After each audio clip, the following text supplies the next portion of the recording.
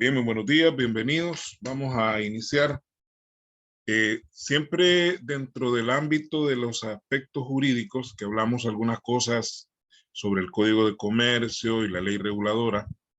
Hoy vamos a hablar o vamos a cambiar un poco de giro, pero siempre dentro del ámbito de las obligaciones jurídicas. Y vamos a hablar de un área un poco escabrosa, ¿verdad? Porque muchos rehuyen a este tipo de, de aspectos tributarios. Le tenemos miedo, creemos que es muy difícil, pero la verdad es que si nosotros no nos metemos de lleno a leer, a conocer en qué consisten todos estos aspectos tributarios, nunca vamos a dominar el área. Es una de las áreas un poquito más difíciles para muchos contadores públicos manejar al dedillo esta parte, porque requiere mucha lectura. Hay una parte jurídica que nosotros, como decía yo en algún momento, no somos abogados, pero que de alguna manera tenemos que entrarle porque la clientela lo solicita. De hecho, muchos de los clientes nos buscan por cuestiones tributarias. Y de ahí cuando ya entramos en la parte tributaria, pues ya empezamos a obtener otro tipo de contratos en otras áreas. Vamos a hablar primero, nos vamos a ir a lo básico primero, definir primeramente qué son los tributos. Es importante que tener claro qué es un tributo, a qué le vamos a llamar tributo, saber que los impuestos son tributos, pero que no es sinónimo, o sea, tributo e impuesto no es lo mismo. Hay una relación conceptual entre ambas definiciones. Entonces vamos a retomar lo que establece el artículo 11 del Código Tributario, el cual establece qué son los tributos. ¿Qué vamos a entender nosotros por tributo? Y dice que los tributos son las obligaciones que establece el Estado en ejercicio de su poder de imperio, cuya prestación en dinero se exige con el propósito de obtener recursos para el cumplimiento de sus fines. Esa sería la definición de tributo que determina el Código Tributario. Entonces, desglosemos esa definición. Bueno, son obligaciones. ¿Quién establece esas obligaciones? El Estado. En el ejercicio perdón, de su poder de imperio. Esto de imperio no debemos pensar en el imperio romano ni nada parecido, sino que quizás la definición es un poquito vieja, ¿verdad? Porque aunque fue retomada en el 2001 en el Código Tributario cuando se emitió originalmente, pero es una definición un poco antigua que viene de otras legislaciones de otros países. Hay que aclarar de que en cuestiones jurídicas no somos muy originales, ¿verdad? Es decir, muchas de nuestras leyes, incluyendo la Constitución, toman aspectos de otras leyes de otros países. Entonces, este concepto ya venía rebotando desde los años 60 y por eso es que a veces suena un poquito arcaica esa palabra imperio. Pero eso debemos entenderlo de que el Estado como tal tiene la capacidad, tiene la facultad de exigir, tiene la facultad de obligarnos, siempre y cuando esta obligación o esta exigencia esté dentro de un marco jurídico válido, ¿no? Es decir, constitucionalmente válido. Entonces, haciendo uso de ese poder que el Estado tiene, crea estas obligaciones que son en realidad prestaciones de dinero que nosotros le vamos a hacer al Estado, es decir, nosotros le vamos a dar dinero al Estado, y que el único propósito que buscan los tributos es financiar las actividades estatales, es decir, darle dinero al Estado para que el Estado pueda cubrir sus fines. Porque el Estado como tal no es una empresa productiva, aunque puede tener en algún momento, ¿verdad? Porque, por ejemplo, la CEL, que es parte del Estado, genera energía eléctrica. Y así hay otras empresas como CEPA, el mismo Seguro Social, que, bueno, no, el Seguro Social no. CEPA, el Banco Central de Reserva, que son entidades gubernamentales, estatales, pero que sin embargo generan sus propios ingresos. Pero en general, la gran mayor parte del Estado, Ministerio de Agricultura, Ministerio de Educación, Ministerio de Justicia, todos esos ministerios no tienen ingresos propios, no producen nada más que los fines que ellos desarrollan, que son beneficios sociales, servicios a la sociedad, y por lo tanto el Estado necesita tener una fuente de financiamiento. Y una de las fuentes más importantes de financiamiento del Estado son los tributos. Es decir, la forma de poder darle recursos al Estado para que pueda funcionar es a través de las llamadas contribuciones que nosotros le hacemos al Estado. Y esas contribuciones pues están en forma o se conocen como tributos. Muy bien. Ahora bien, los tributos se clasifican. Es decir, hay 3 tipos de tributos, de acuerdo al artículo 12 del Código Tributario. Los tributos pueden ser impuestos, tasas y contribuciones especiales. Es decir, que el tributo se convierte en un género y estos otros 3 se convierten en una especie dentro del género. Eso hablando desde el punto de vista gramatical, el tributo viene a ser como el concepto general, y ya el impuesto, las tasas y las contribuciones especiales ya son conceptos más específicos, pero siguen siendo tributos, ¿verdad? Siguen siendo tributos. Lamentablemente, pues la materia no es derecho tributario, porque si fuera derecho tributario podríamos nosotros extendernos un poquito más en estos aspectos. Pero no está de más repasarlos, ¿verdad? Si usted ya los conocía, pues los va a repasar, y si no los conocía, pues ahorita se los estoy presentando para que usted los conozca, porque nosotros también como profesionales que somos de esta carrera y de cualquier otra carrera que exista, debemos tener propiedad para hablar. Es decir, debemos decir cosas con propiedad. Debemos tener cuidado. Si usted no conoce a cabalidad un determinado concepto, mejor absténgase de decirlo. Absténgase de hablar de ese concepto que usted no conoce, porque va a caer más en evidencia que usted hable de algo que no sabe y diga cosas que no son. Debemos ser muy prudentes.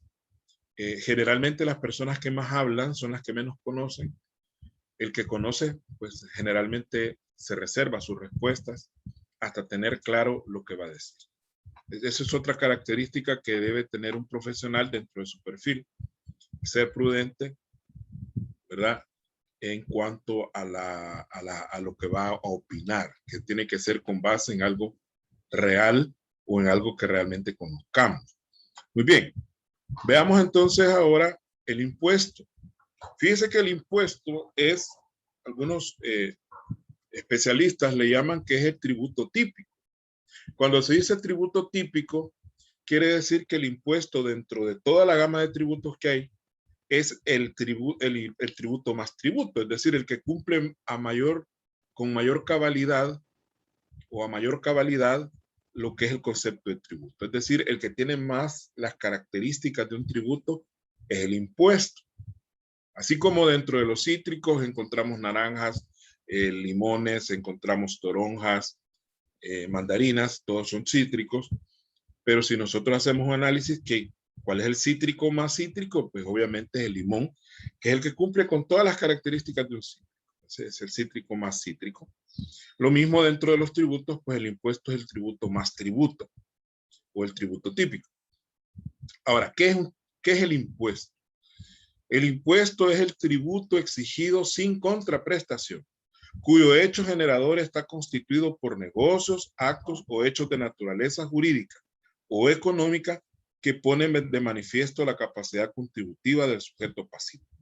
Aquí hay varias situaciones que tenemos que analizar.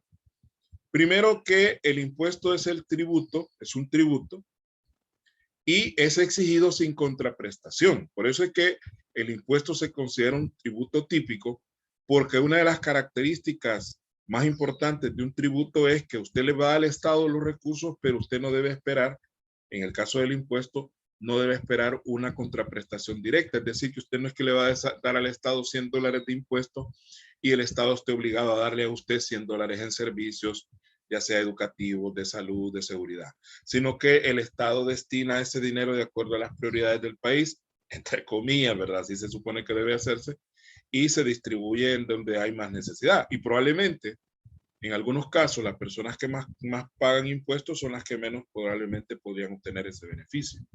Por ejemplo, un hospital público que está financiado con impuestos, aparte del funcionamiento de un hospital público, está financiado con impuestos, probablemente una persona millonaria no va a ir al Hospital Rosales a pasar consulta.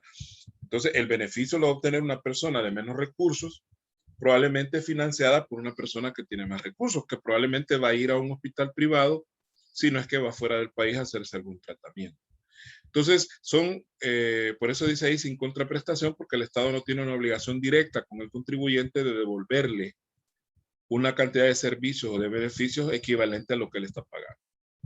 Hay una independencia de prestaciones, se dice en el ámbito juristributarista, que es esta área que estudia los tributos desde el punto de vista jurídico. Ahora, todos los impuestos, al igual que cualquier otro tributo, tienen un hecho generador. El hecho generador es bien importante porque todas las leyes definen los hechos generadores. En el caso del impuesto sobre la renta, pues es la obtención de renta, es el hecho generador. Si usted obtiene renta dentro del periodo tributario que se trate, usted tiene la obligación de pagar. Si usted no obtuvo ningún tipo de renta durante el periodo, obviamente no va a pagar.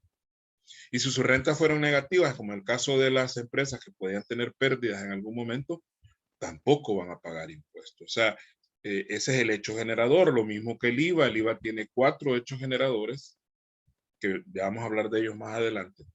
Entonces, cuando se da ese hecho generador, cuando usted cae en esa situación, entonces usted se queda prácticamente en la situación de obligado a pagar, en este caso, el impuesto. Ese hecho generador puede ser negocios, actos o hechos, ya sea de naturaleza jurídica, pero en la mayoría de casos son hechos de naturaleza económica. Y que en todo caso estos hechos ponen de manifiesto la capacidad contributiva del sujeto pasivo. Ya vamos a hablar de la relación jurídica tributaria y vamos a hablar de quién es el sujeto pasivo, por qué se llama de esa manera.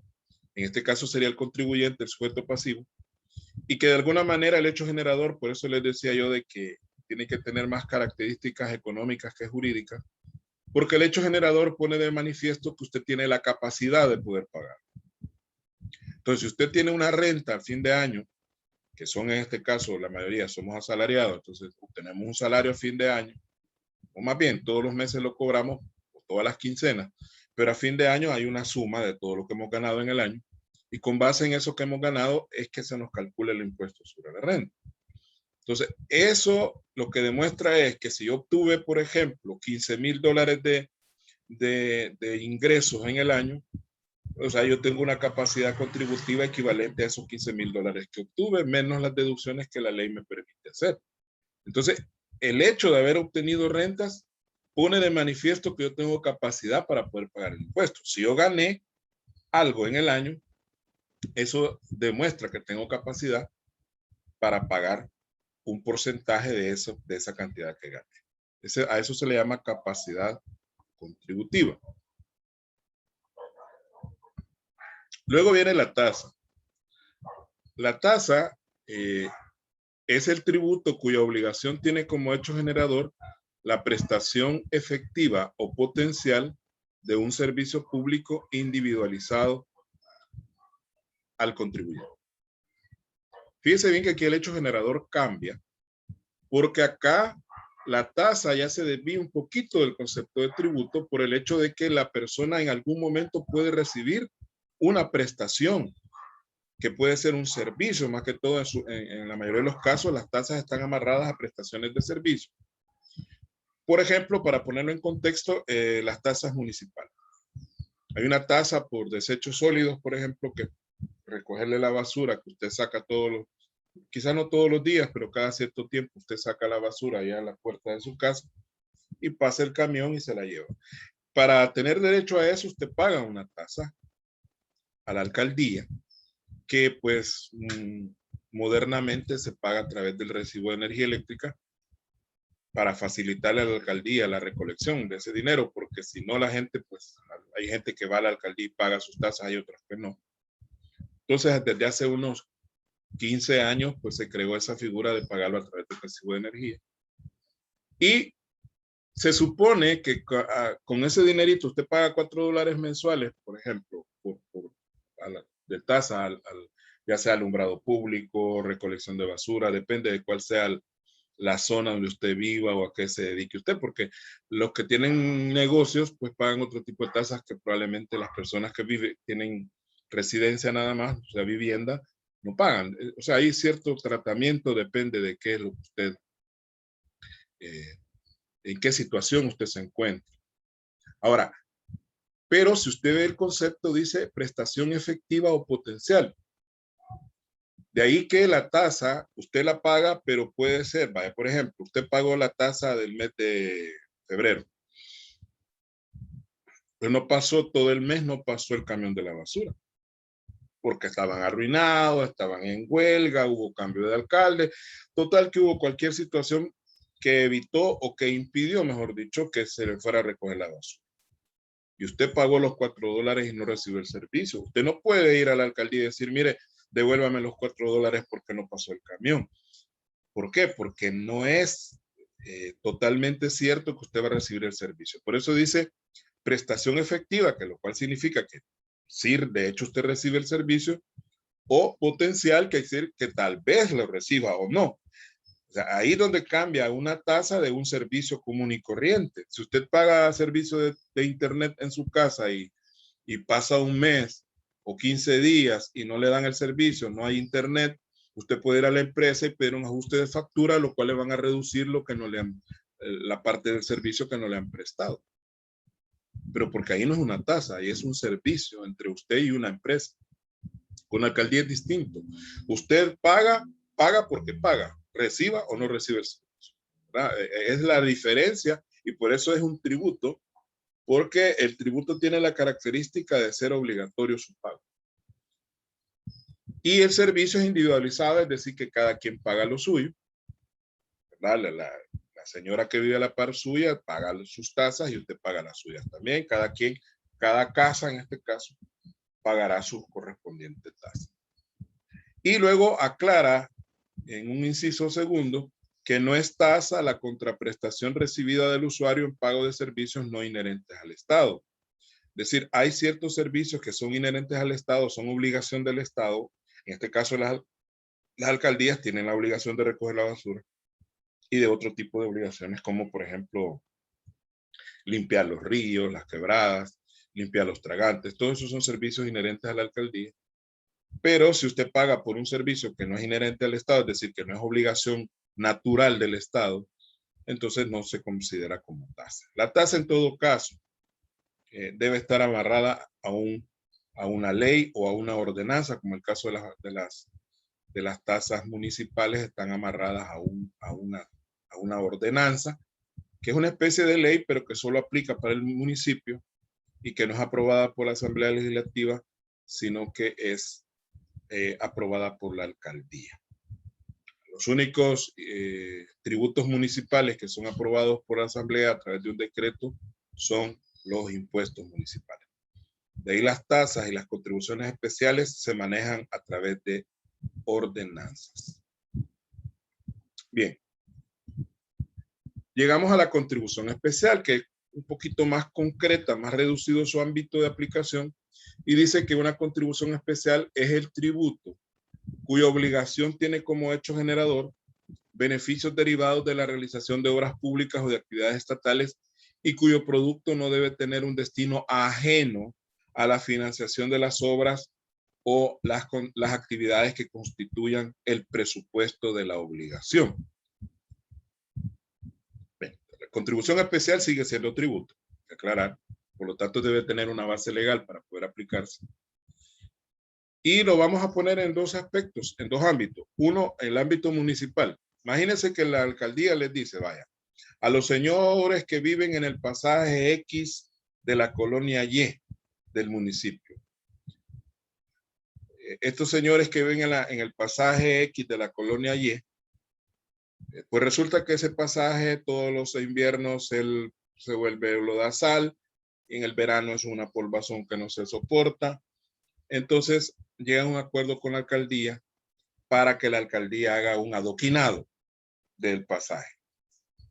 ¿A quiénes va a beneficiar ese adoquinado? Solo a las personas del pasaje, a nadie más. Por lo tanto, la alcaldía les establece una contribución especial de $50 por cada casa, por poner una cantidad. Que con eso no se logra mucho, ¿verdad? Pero digamos que son $50 por casa. Y el resto lo va a poner la alcaldía. Eso es una contribución especial. Y una de las reglas de la contribución especial es de que el dinero sí debe servir, lo que se va a recolectar de parte de la alcaldía va a servir exclusivamente para eso. No se puede desviar el dinero que la alcaldía va a pagar salarios con unos $50 o que va a pagar otro tipo de obligaciones. Tiene que estar el dinero dedicado exclusivamente para solventar el fin para el cual fue creada la contribución. Cuando dice el presupuesto de la obligación, no debemos entender como un presupuesto, así un presupuesto, sino que el presupuesto es el por qué se está cobrando, en este caso, esta contribución especial. Ese es en el ámbito municipal, ¿no?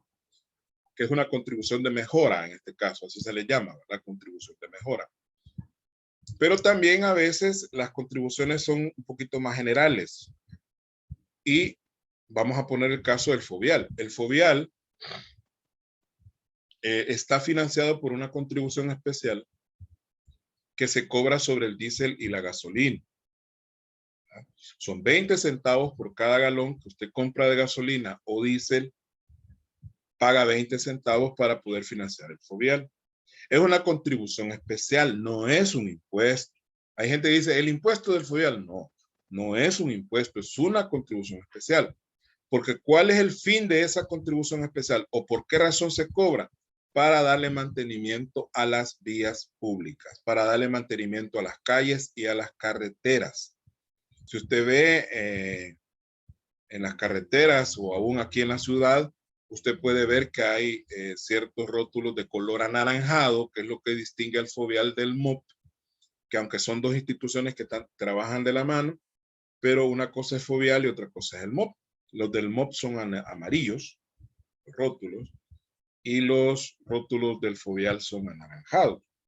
Entonces ahí limpian las cunetas, hacen trabajo de bacheo que le llaman, en fin, mantener en buen estado las carreteras y zonas aledañas a la carretera. Esa es una contribución especial creada a nivel del estado en general y no de una municipalidad, ¿verdad? Ahora, esos 20 centavos se supone que el estado no los debe utilizar para nada más que sea para las carreteras, se supone. Entonces a veces se comete el error de malversar el dinero, que también es otro concepto que debemos saber manejar. Malversación no quiere decir robo, necesariamente hablando. Malversar significa utilizar el dinero en algo diferente para lo cual se ha destinado. Independientemente si ese otro fin al cual se destina el dinero es bueno o es malo, eso no tiene nada que ver. Malversar es usar el dinero para otra cosa que no sea para lo cual fue destinado. Si su esposo o su papá le da, vaya, toma, te voy a dar estos $40 para que te compres un buen par de zapatos, y usted en lugar de ir a comprar un par de zapatos, se va con la novia y se gasta el pisto en un restaurante, o se va con sus amigos de fiesta, entonces usted está malversando los $40 porque eso era para comprar zapatos. Eso para ponerlo en un ejemplo muy sencillo, ¿verdad? Entonces las contribuciones especiales, por eso se llaman así especiales, porque son destinadas a un fin especial. Bien, vamos ahora, ya que hemos definido esos tres conceptos, vamos a entrarle ahora sí a lo que nos compete dentro de la asignatura, que son las obligaciones tributarias. Recuerde que nosotros, y eso lo veíamos en la ley reguladora, una de las atribuciones es verificar que se cumplan con todas las obligaciones legales que el comerciante tiene. Y parte de esas obligaciones legales que el comerciante puede tener son las obligaciones tributarias. Puede ser que esté fallando un poco la conexión, así que no se preocupen.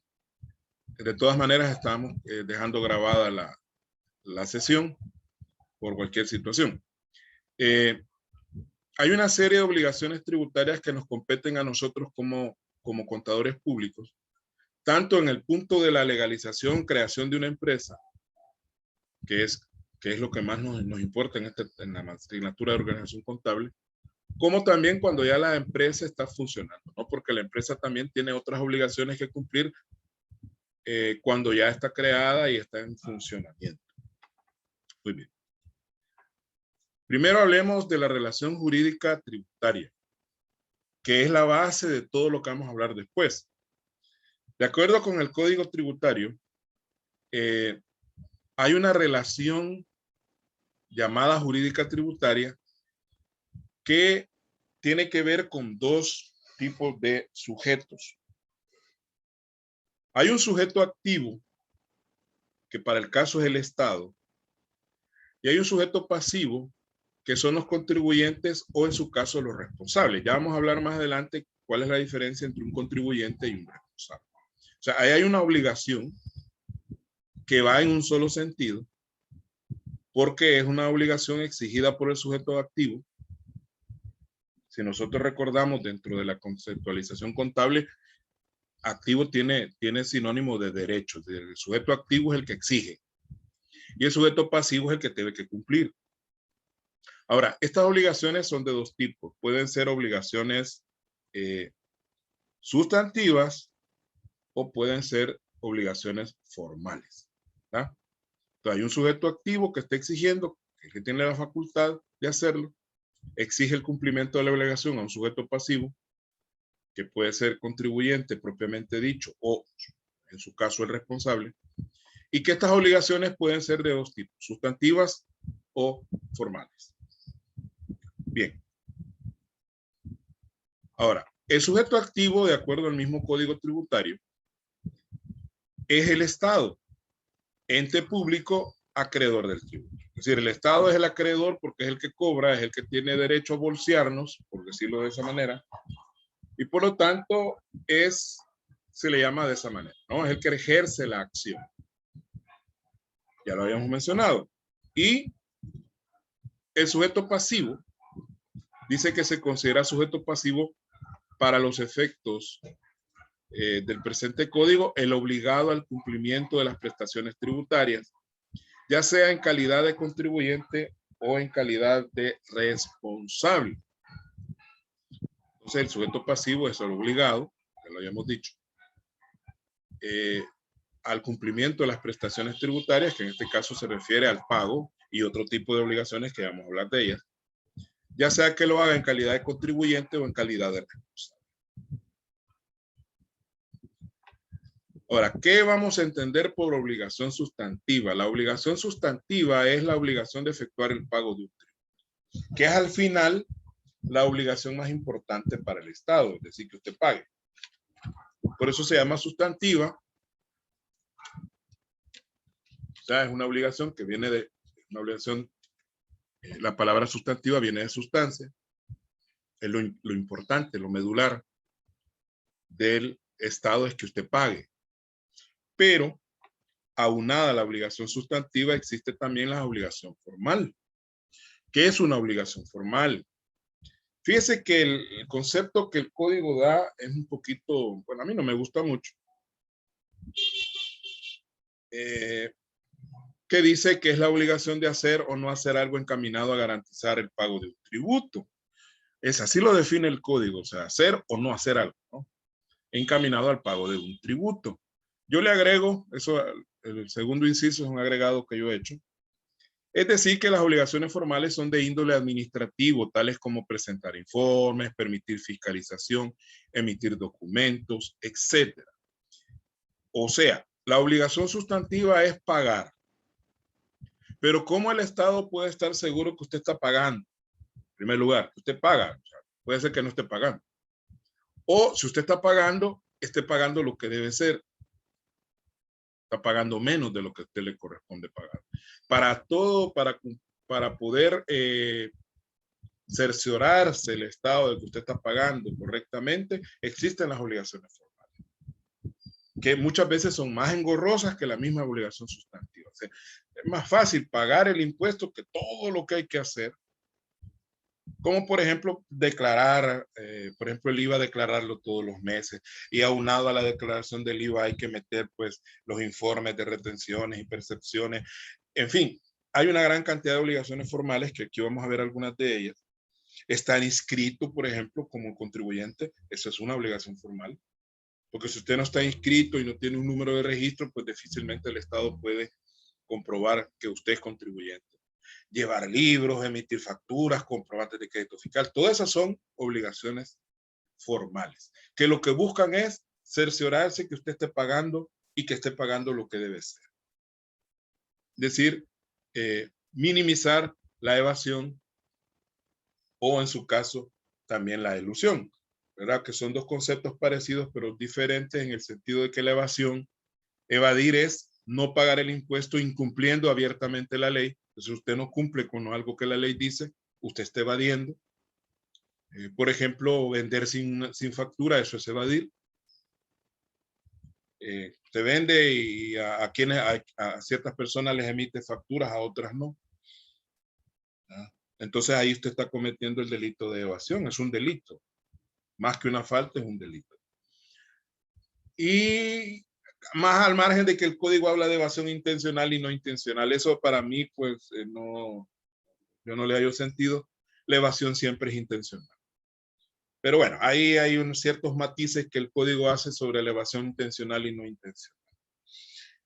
Y la elusión, que es cuando usted no paga correctamente, ¿verdad? Eludir es no pagar correctamente, pero a sabiendas de que la ley lo permite. Es decir, usted se aprovecha de un vacío que tiene la ley para no pagar. Entonces usted hace uso de una estrategia legal para no pagar. O sea, aquí el código deja abierta la puerta y entonces yo pues puedo hacer algún tipo de trinquetiva ahí, ¿verdad? Para poder pagar menos o no pagar. Ese es eludir. Pero para eludir hay que conocer bien la ley, si no, no cualquiera puede eludir así nomás porque si le da la gana. Tiene que conocer y ver dónde podemos meter ahí. Por ejemplo, fíjese, para que usted lo entienda mejor, no importa que nos llevemos más tiempo, yo siempre voy con la idea de que mientras aprendamos algo nuevo, no nos vamos a casar con que hay que terminar un programa de estudio. No. Lo que a mí me interesa es que usted después pueda decir, no, yo aprendí cosas que no sabía, ¿no? Al final ese debe ser el propósito. Permítame.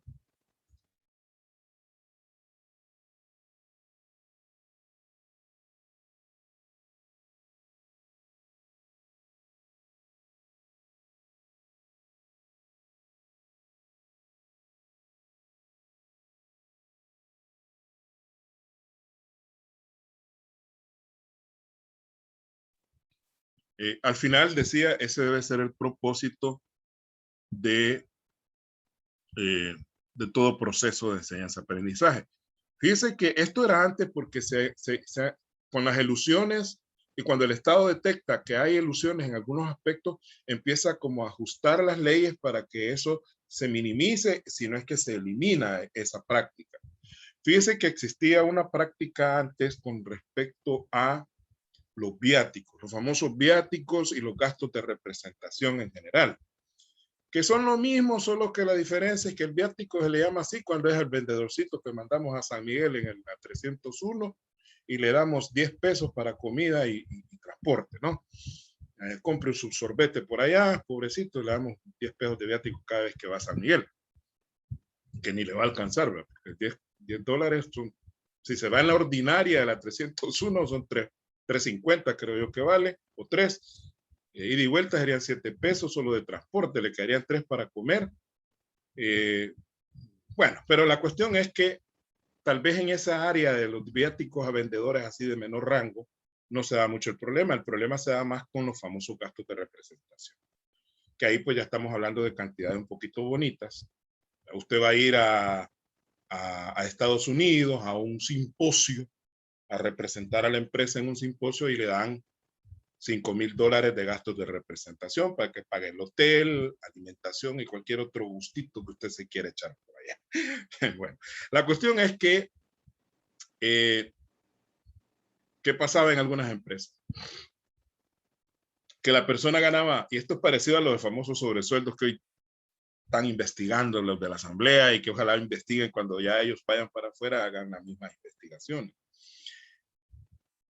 Ganaba $1,000 la persona y de gastos de representación sacaba 4,000. Entonces, $1,000 de sueldo y $4,000 de gastos de representación. Como los gastos de representación y los viáticos y cualquier otra situación similar, de acuerdo a la ley de impuestos sobre la renta, se considera una renta no gravada, están excluidos del concepto de renta. Más bien no es renta no gravada, sino que están excluidos del concepto de renta, ni siquiera se consideran renta. Entonces, ¿qué pasaba? Que la empresa, más bien la persona que recibía este dinero, no pagaba impuestos por esos $4,000, sino que solo se le aplicaba por los $1,000 de salario que sí estaba grabado. Entonces, en realidad, esos gastos de representación de $4,000 eran un salario disfrazado. Entonces, le ponían un salarito chiquito y luego lo más grueso iba en cuestiones de gastos de representación para que no pagara impuestos ni otro tipo de obligaciones sobre ese dinero recibido. Entonces, esa es ilusión. Para evitar eso, se ha modificado ese inciso y dice de que tiene que ser comprobado que sirvió para beneficio de la empresa y que sea en una cuantía razonable. Dice que eso de cuantía razonable es bien subjetivo y quién va a saber cuándo algo es razonable o no es razonable. Pero bueno, algo se ha hecho para evitar esta práctica de elusión que existía, ¿no? Es para que usted vea qué es la elusión.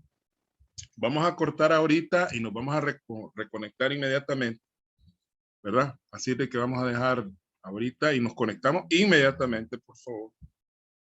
Y luego terminamos con esa otra sesión.